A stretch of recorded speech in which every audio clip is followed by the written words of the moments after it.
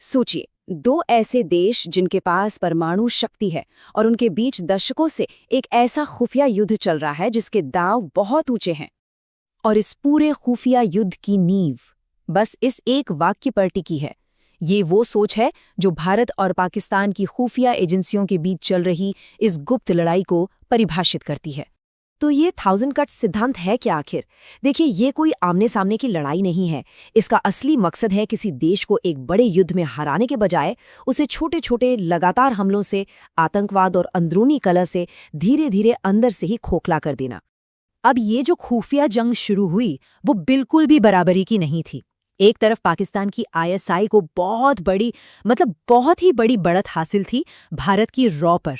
जरा इन आंकड़ों पर नजर डालिए। आईएसआई बनी 1948 में और भारत की रॉ पूरे 20 साल बाद 1968 में। शुरुआत में आईएसआई के पास लगभग 10,000 लोग थे और रॉ के पास सिर्फ 250। और तो और आईएसआई को बनाने वाले एक ब्रिटिश मेजर जनरल थे और उसे ब्रिटेन, अमेरिका की सीआईए समेत 16 दूसरे देशों का खुला सपोर्ट था। और रॉ के पास कोई नहीं। तो अपनी इसी शुरुआती बढ़त का फायदा उठाकर आईएसआई ने भारत को अस्थिर करने के लिए अलगाववादी आंदोलनों को बढ़ावा देना, आतंकवादी समूहों की मदद करना और राजनीतिक अस्थिरता पैदा करने का एक बहुत बड़ा अभियान छेड़ दिया। उनकी रणनीति सीधी थी, देश के हर कोने में आग लगा दो। नॉर्थ ईस्ट में नागा और मिजो विद्रोह को हवा दी, पंजाब में खालिस्तान आंदोलन के बीज बोए, कश्मीर में ऑपरेशन जिब्राल्टर से हालात और बिगाड़े, यहाँ तक कि मध्य भारत में नक्सली समूहों और बड़े शहरों में अंडरवर्ल्ड तक को सपोर्ट किया। मकसद साफ था, भारत को एक साथ इतने मोर्चों पर उलझा दो कि वो थक कर टूट जाए।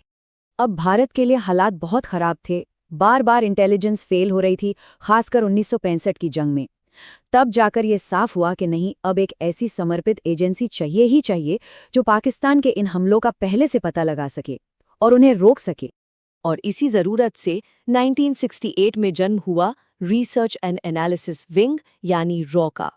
लेकिन जरा सोचिए, शुरुआत कैसी थी? एक टूटे फूटे से थिएटर में सिर्फ 250 नौसिखिया अधिकारियों के साथ। एक तरफ बाहरी दुश्मन, दूसरी तरफ देश के अंदर ही राजनीतिक मुश्किलें। इस जासूसी के खेल में रॉ की शुरुआत एक अंडरडॉग की तरह हुई थी। लेकिन कहते हैं ना, वक्त बदलते देर नहीं लगती। सिर्फ 3 साल के अंदर इसी अंडरडॉग एजेंसी ने कुछ ऐसा कर दिखाया जिसने 20वीं सदी का नक्शा ही बदल दिया। हम बात कर रहे हैं बांग्लादेश के जन्म की। ये कहानी किसी जासूसी फिल्म से कम नहीं है। इसे ऑपरेशन गंगा कहते हैं। आईएसआई ने एक भारतीय प्लेन को हाईजैक करने का प्लान बनाया अपने एक डबल एजेंट हाशिम कुरैशी के जरिए। ये उनका चारा था, लेकिन रॉ ने जाल बिछाया। उन्होंने उसी एजेंट को दोबारा अपने साथ मिला लिया और चुपके से पूरे ऑपरेशन को अपनी दिशा में मोड़ दिया। नतीजा, प्लेन पाकिस्तान ले जाया गया, उसे जला भी दिया गया, लेकिन किसी भी यात्री को खरोच तक नहीं आई। और फिर आया रॉ का मास्टर स्ट्रोक। भारत ने इसी घटना को बहाना बनाकर पाकिस्तान के लिए अपना एयर स्पेस बंद कर दिया। इसका सीधा मतलब था, पश्चिमी पाकिस्तान का अपने पूर्वी हिस्से से हवाई संपर्क पूरी तरह टूट गया। और जैसे ही पाकिस्तान की हवाई मदद कटी, खेल पलट गया। पहले ये दिन रॉकेट ट्रेन किए हुए मुक्ति बाहिनी के लड़ाकों ने 3 तरफ से हमला बोल दिया। सिर्फ 3 दिन में पाकिस्तान के बड़े बड़े सैनिक ठिकाने ढह गए। 11वें दिन तक राजधानी ढाका को चारों तरफ से घेर लिया गया और 14वें दिन पाकिस्तानी सेना ने आधिकारिक तौर पर घुटने टेक दिए। ये कोई छोटी मोटी हार नहीं थी। लगभग 1 लाख पाकिस्तानी सैनिकों ने सरेंडर किया था। दूसरे विश्व युद्ध के बाद ये किसी भी सेना का सबसे बड़ा सरेंडर था। ये आईएसआई और पाकिस्तान के लिए एक बहुत बड़ी अपमानजनक हार थी और इसने दुनिया को दिखा दिया कि भारत की ये नई एजेंसी रॉ कोई मामूली खिलाड़ी नहीं है। लेकिन इतनी बड़ी हार और बेइज्जती के बाद आईएसआई चुप बैठने वालों में से नहीं थी। वो पीछे नहीं हटे, बल्कि उन्होंने इस खेल को और भी खतरनाक बना दिया।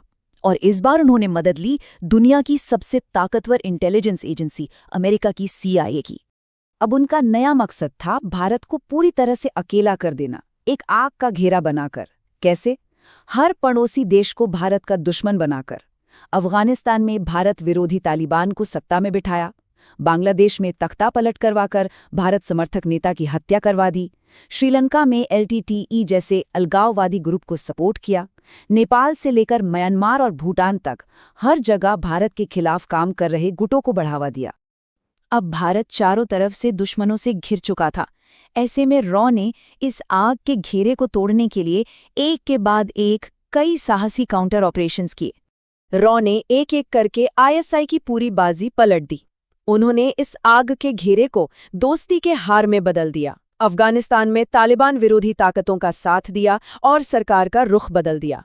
बांग्लादेश में भारत समर्थक नेता शेख हसीना को सत्ता में आने में मदद की। मालदीव में ऑपरेशन कैक्टस चलाकर तख्ता पलट को नाकाम किया। सेशेल्स और मॉरिशस तक में सरकारों को स्थिर किया। धीरे धीरे लेकिन यकीन के साथ रॉ ने दुश्मन पड़ोसियों को रणनीतिक साझेदारों में बदल दिया। लेकिन रॉ का आखिरी और शायद सबसे बड़ा दांव अभी बाकी था। उन्होंने आईएसआई के सबसे ताकतवर साथी सीआईए को ही उसके खिलाफ कर दिया। उन्होंने चुपके से सीआईए को वो खुफिया जानकारी दी जिससे पाकिस्तान के अंदर छिपे ओसामा बिन लादेन का पता चला। इस एक चाल ने सीआईए और आईएसआई के बीच ऐसा अविश्वास पैदा किया कि उनका दशकों पुराना गठबंधन टूटकर बिखर गया। तो सवाल ये उठता है कि परछाइयों में लड़ी जाने वाली इस खुफिया जंग में क्या कभी कोई असली विजेता हो सकता है? भले ही आज दुनिया का नक्शा बदल गया हो, लेकिन भारत और पाकिस्तान की इन खुफिया एजेंसियों के बीच का ये गुप्त युद्ध आज भी इस पूरे उपमहाद्वीप की किस्मत तय कर रहा है।